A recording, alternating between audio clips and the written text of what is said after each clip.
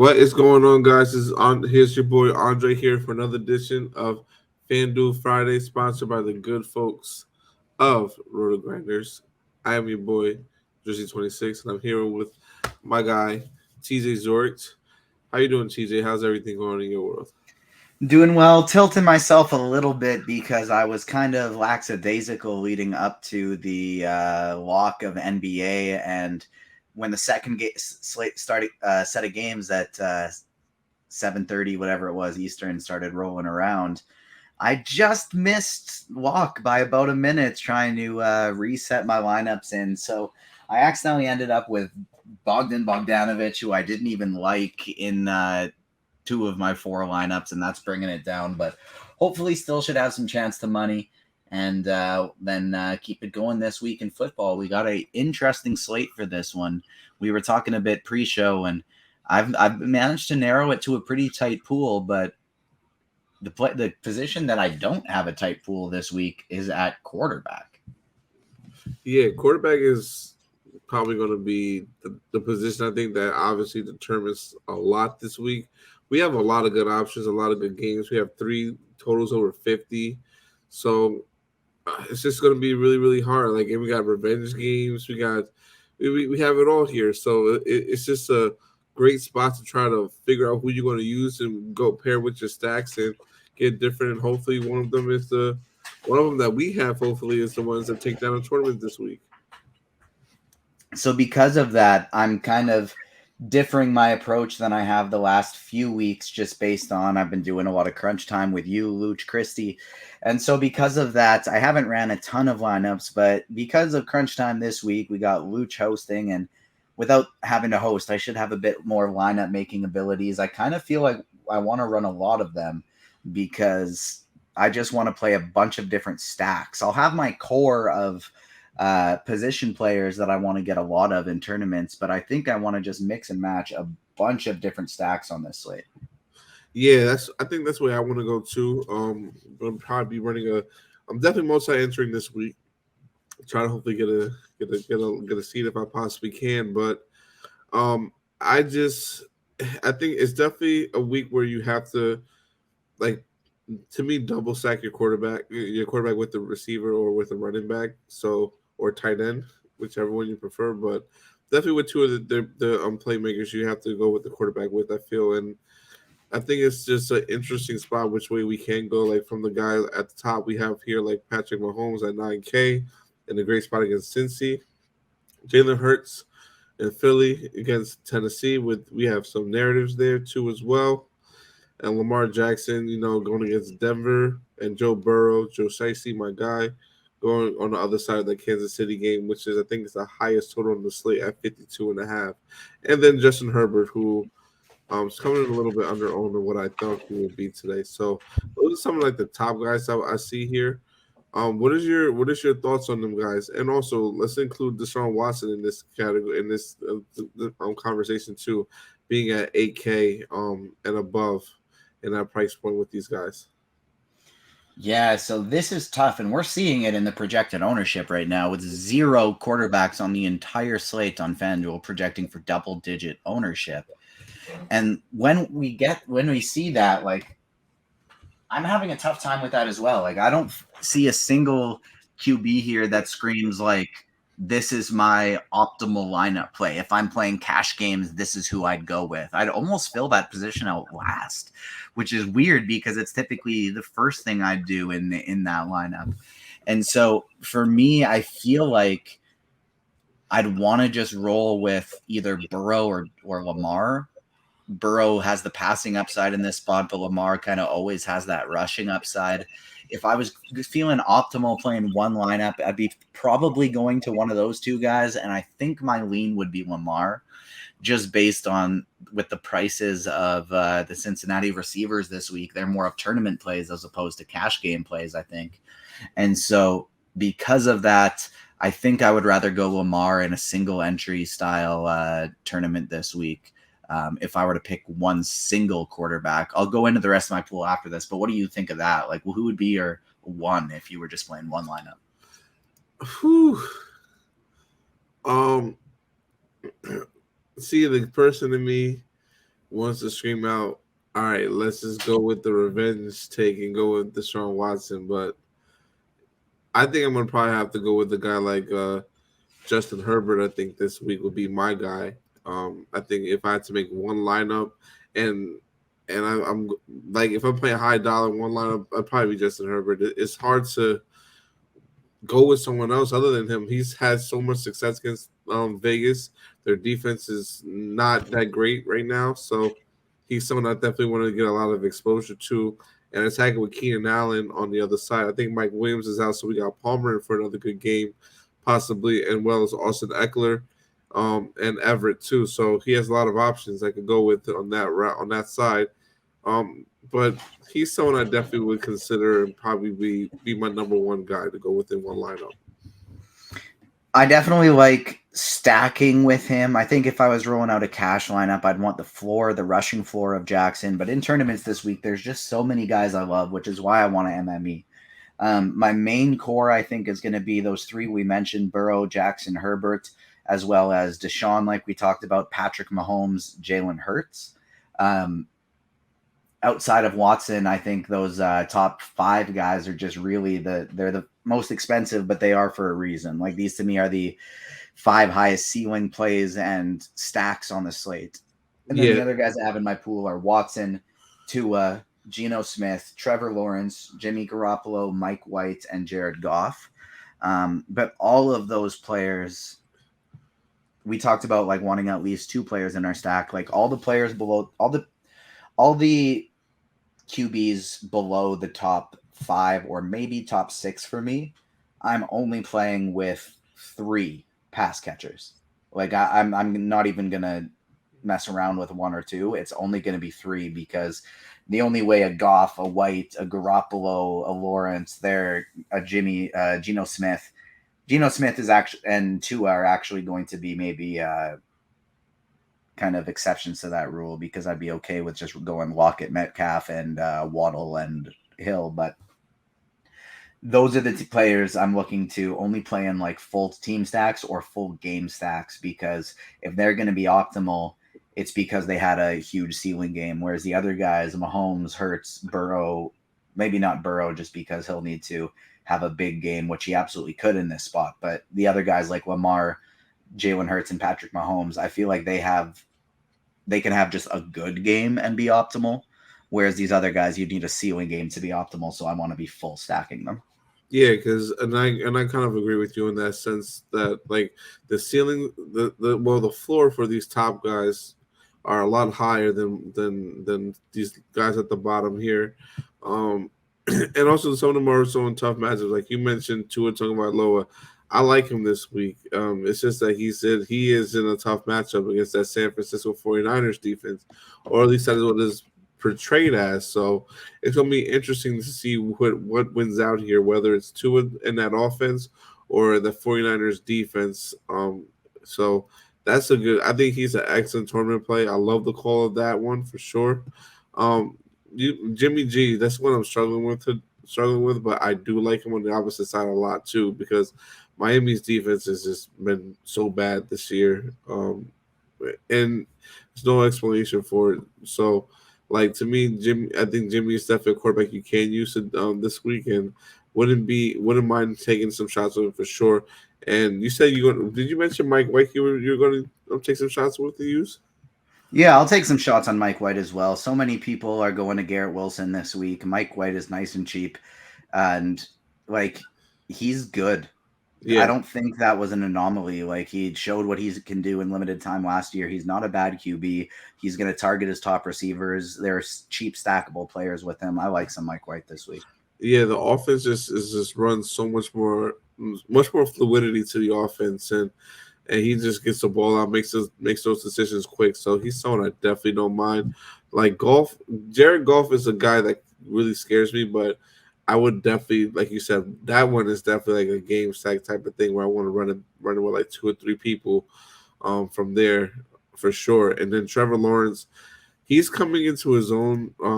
Obviously, he's been having a few more like a few games that are better for the past 2 weeks, and both against defenses that are shaky in the secondary. So I think he can have another good week, even though that the only thing that's concerns me with this, though, is that this Detroit defense has been really, really, really good recently. Like, I understand they've been giving up points, but they have been playing a lot better defense lately than they have at the beginning of the season, where they were just giving up explosive play after explosive play.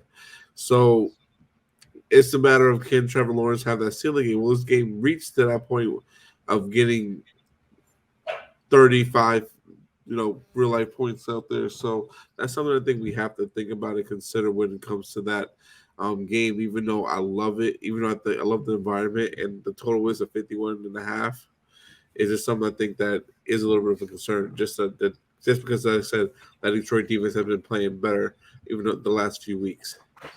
They've been playing better, but it still doesn't worry me very much. I like this team a lot, but I think for the most part, who I'm going to be targeting is actually going to be the running back on this squad. Before we shift over to that, I think the QB I'll have the most exposure to in an MME setting this week is going to be Patrick Mahomes, just because I can full stack him with 3 receivers, and because there are so many different ways I want to mix and match that, and the Chiefs receivers like a Sky Moore are some of the easiest ways to get salary saving on this slate.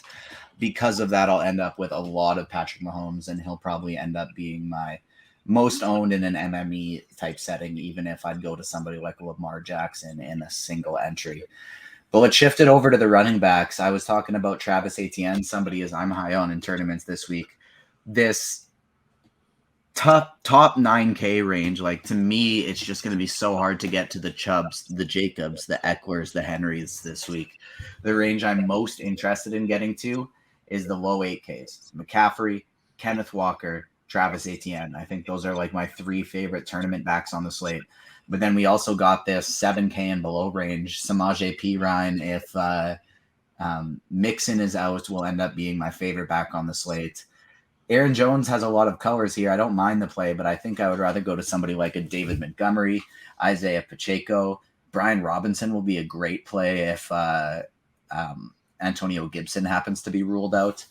We have just these Q tags are they are what they are. Like Najee Harris, if he's out, then all of a sudden Jaylen Warren becomes a great chalky cheap play. The Zonovan Knight play at 5'8" kind of worries me a little bit, because I think this will be a bit of a running back by committee. I could see it being James Robinson. I could see it being Ty Johnson. So that worries me a little bit, but I like David Montgomery. Dameon Pierce projects well, but I think that's somebody I want to get off of in tournament. My favorite range really is this 8K. It's McCaffrey, it's Walker, and Etienne. How about you? Now, this is a position I think we kind of differ a little bit. I like Chubb this week. I think he's 9.6. I understand it's expensive for him, but he's playing against Houston, which is probably like the worst run defense in the league. So I'm going to get as much exposure to Nick Chubb as I possibly can. I think that'll use that to get different in my lineups a lot. So he's something I want to put, make sure he's like a high priority on my list. So I like him a lot. I do like Josh Jacobs if he goes, which is trending towards it. He will. Just was practicing like a little here and there this week just to monitor that calf injury that he has. And then obviously on the other side, Austin Eckler's another guy at 9.2 is expensive. I think all 3 of these guys is guys I definitely want to get a lot of exposure to and mix it up then a little bit with going with some of these cheaper guys. I know you say you're not a fan of Knight here, but I think that he will be the lead back over there. So, and if he's so just to clarify a few things quick, I like all the high end running backs. It's just really difficult to make a lineup with them. And then your construction will be completely different, which I think makes a lot of sense for tournaments. So for sure. And if I can do it with some full stacks, so that like when I'm getting some cheap receivers in there to correlating with a QB, that's where I'll do it. It's just like you're running into some situations where you have to put like multiple sub 5K players in a lineup with them, and it gets tough to fill. And then with the Jets back situation as well, he is my favorite of the crew, and I will play him in tournaments. But he doesn't, because of the running back by committee situation there, he doesn't hit my core 4 of Montgomery, Etienne, Walker, and McCaffrey. Oh yeah, well, core four, he'll be a little bit out of my core four. I get that perspective, but I think that he is definitely someone I think I want to get a lot of exposure to because the situation, and I know that Mike White will at least he's a pass catcher back as well, so Mike can check the ball down to him as well, and he can create an open space from there. So I like that option for him too. And then I also do want to not forget about Damian Pierce. I know he's trying to be popular this week. Let's see how he is because I haven't really heard a lot of people around the industry really talk about Damian Pierce, honestly. And I've listened to a pretty good amount of podcasts, but Across the industry, projections have him popping. It's just everybody is wary because it's the Houston Texans offense. But what should boost it this week is like you have Rex Burkhead out with a concussion, so that should solidify his role on third down with targets. It's just I totally understand the wariness. Like he hasn't had is two the big best games. point per dollar option on the board realistically, but it's just you look at that game log and it's scary. Yeah, but Miami, yeah, that was kind of a scary situation there. I get that one. But the Washington game, like that front seven is really, really, really good. So I'm not going to hold that one against him, but I think he can still bounce back here in the spot against Cleveland. I think that it is a good spot. I don't know if I'll be overweight on him. I might be at the field, but hopefully by the weekend we'll get more of an idea of what that field number is. I don't think it's going to be 24. I think it's going to be a lot lower than that for sure. Somebody else that I want to touch on in the cheap range is for when we're getting into larger field stuff that I like quite a bit is Kyron Williams. We talked about him last week because of the amount of value that opened up right at as we were coming to Sunday. He didn't end up being a target, but he's gotten more touches each week. Cam Akers isn't listed on the injury report, but he has been limited in practice all week due to an illness. And Kyron Williams, after starting the year on the injured reserve, has had more touches in each game.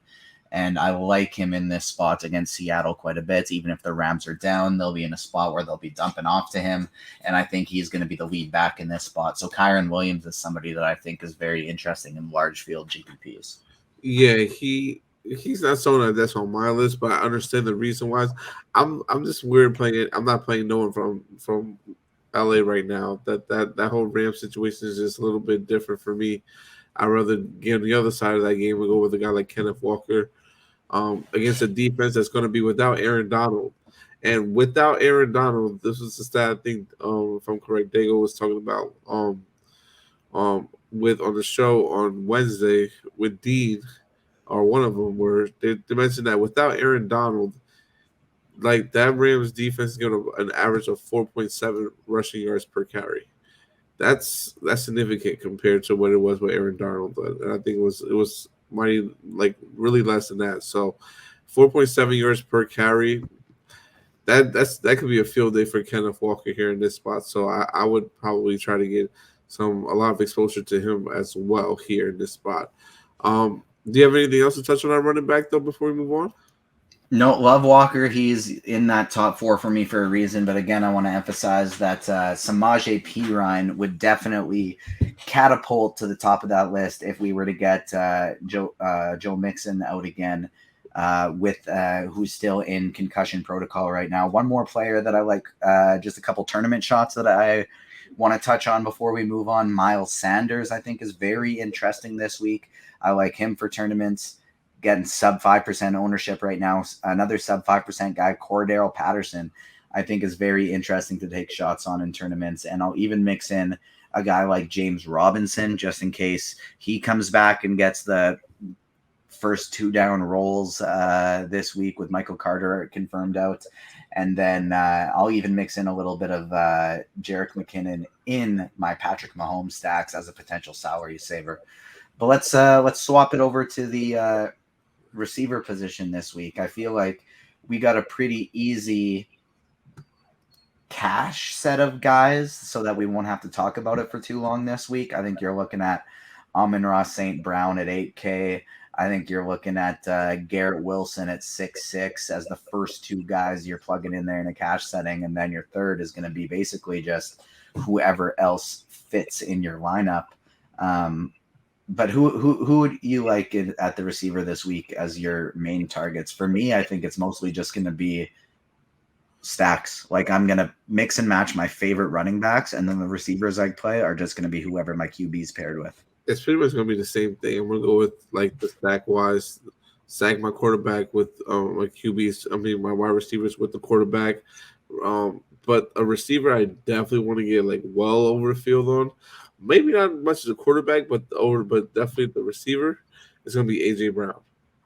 He has a revenge spot against Tennessee that is not getting owned and overlooked, and they're going to try to pass the ball a lot more here. I think in this spot, I think he's in store for a monster game against a secondary in Tennessee that is very weak, that is very susceptible to the pass. I will get a lot of exposure to AJ Brown this week on FanDuel. So at single digit ownership, he's like easily one of my favorite plays. So I definitely want to get a lot of exposure to.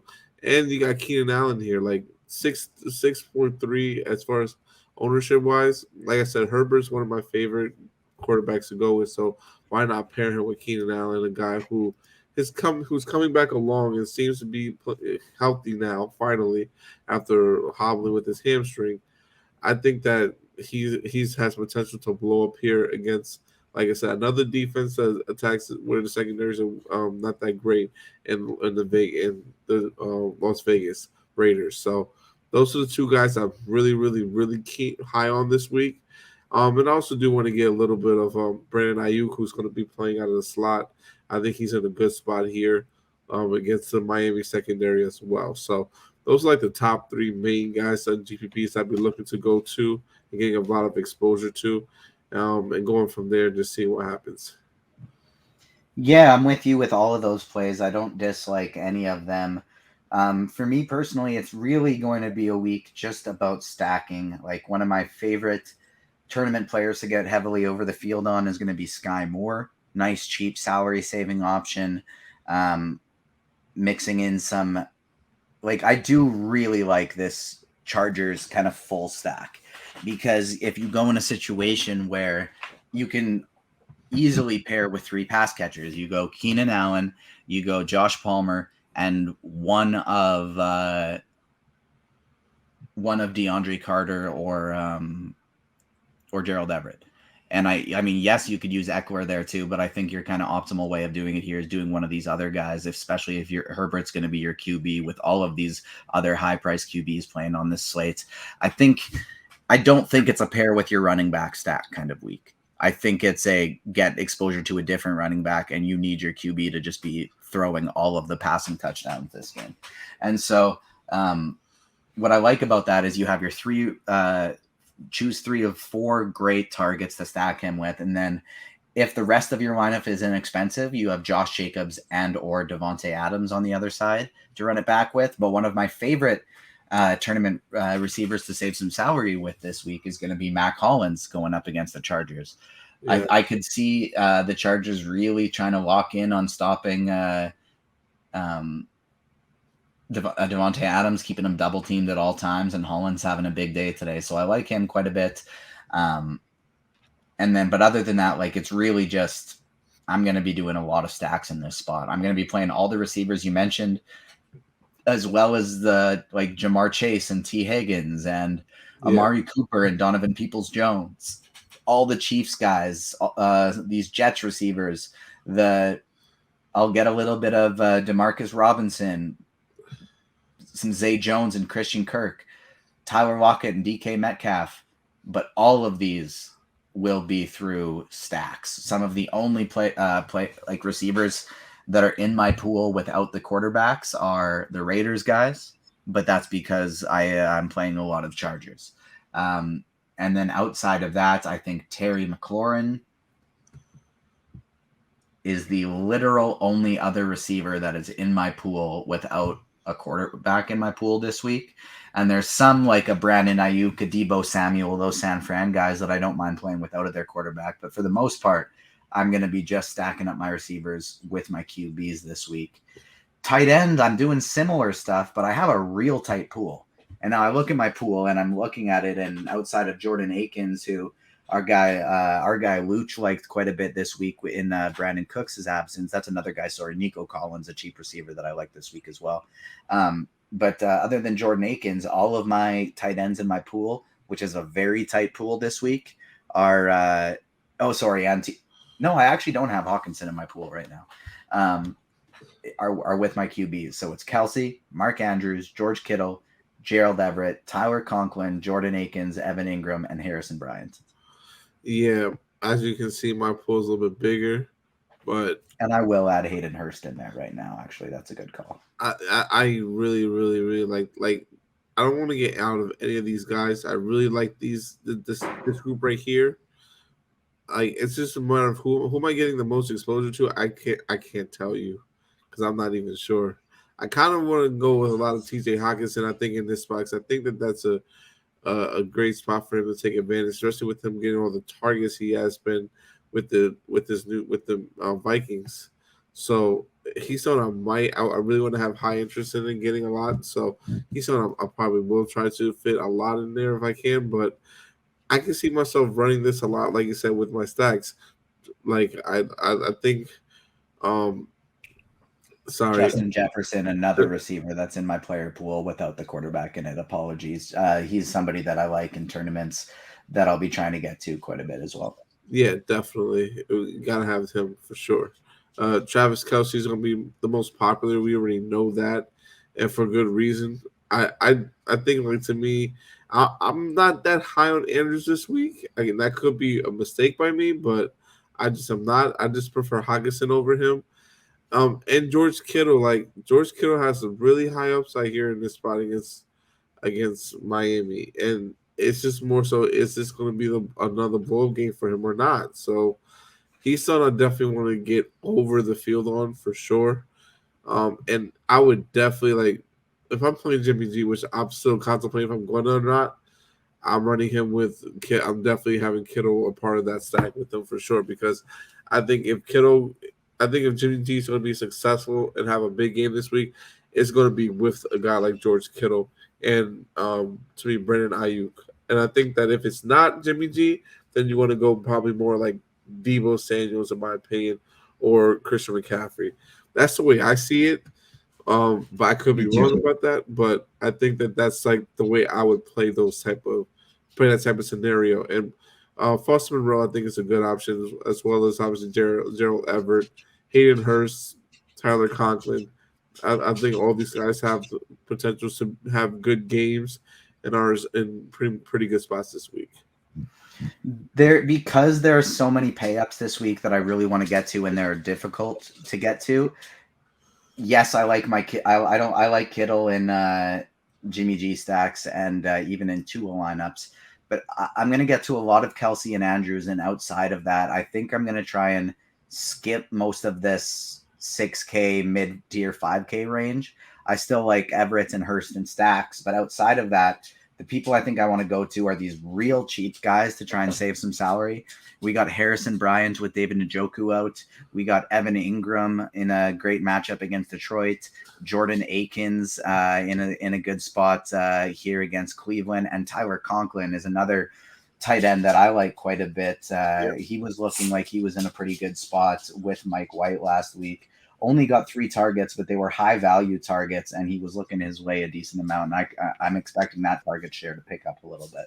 Oh yeah, definitely. He's definitely the guy I want to get as much exposure as I can. I can't believe I almost didn't play him last week when I talked him up a lot. So, but Tyler Conklin is a big part of what I want to do this week.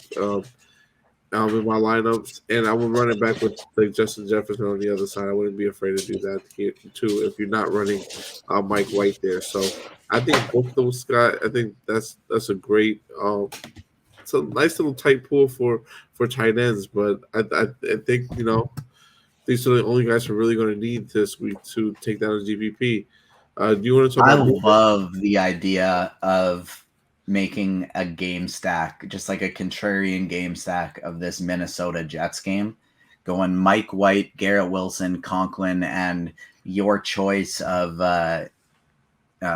Davis or who's the other receiver there? Elijah Moore. Your choice of the two of them with Conklin and Garrett Wilson, and then you can run it back with both Dalvin Cook and Justin Jefferson on the other side.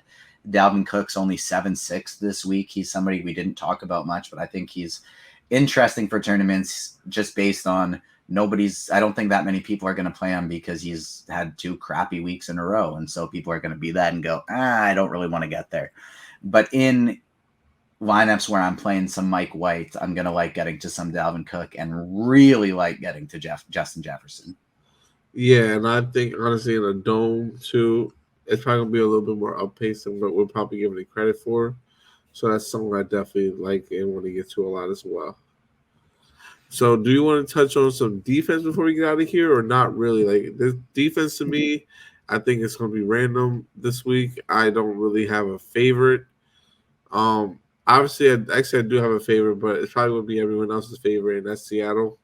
I think Seattle's my favorite defense this week, but obviously they're pricey.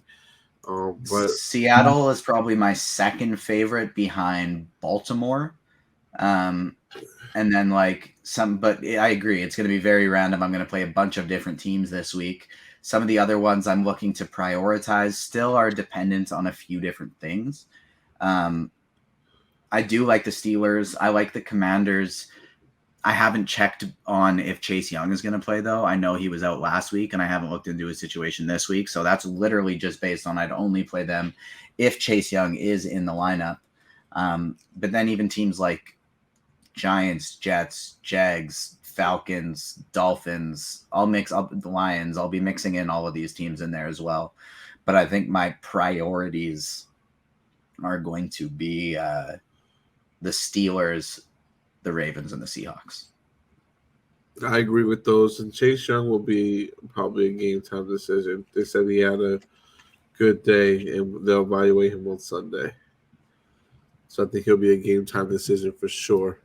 So before we get out of here, what is we already talked about what your favorite, I guess, stack is on the slate. But let's ask the people, I guess, what is their highest stack value, or what's going to be the stack that wins it all, wins all the money today. So I think that we should give away a free week based on that this week.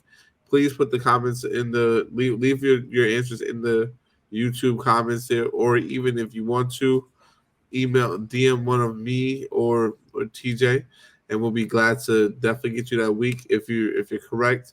So put what you think is. And if you want us to see it quick, like the FanDuel Friday, you click that link on RotoGrinders as well. That comment section on there, the producers see it, we see it, we get tagged in it right away. So that's a way to get us to see that nice and quick. Exactly, and that way we'll get back to you and we'll keep track of it. So, what is going to be the highest stack this week to win all the money? So, you give us the answer to that. The closest or the first person to respond with the right answer will get a free week of RG Premium. Anything you want to say, TJ, before we get out of here? I'm going to full game stack wins tournaments this week. I don't think it's going to be just QB with 2 receivers. I think it's going to be a QB with 2 or 3 receivers and 1 or 2 players on the other side. I think it's going to be full game stack that wins it. And so I'm going to try and play lots of lineups that full stack these. I'm not going to be just mixing and matching players. I'm going to be trying to mix and match my running backs. And then outside of that, it's just full stacks. Yeah. And to me, I think along the same lines, I think definitely a game stack is going to win, whether it be a quarterback and 2 receivers and a running back, or a wide receiver on the opposite end, or like a 3-2 on the other side too as well. So I think one of those will definitely take it down, and I think it's going to be a sneaky game at that. I'm not sure which game, but I think it definitely will be that, as well as Deshaun Watson, I think, has his revenge against Houston on Sunday. So just want to say good luck to everyone. Have any questions, feel free to inbox me, and that's Jersey26_DFS on Twitter, or TJ_Zorits5, right, at twitter.com. On Twitter as well. Sorry. Not Twitter. Yes, sir. But yeah, so good luck to everyone and have a good one.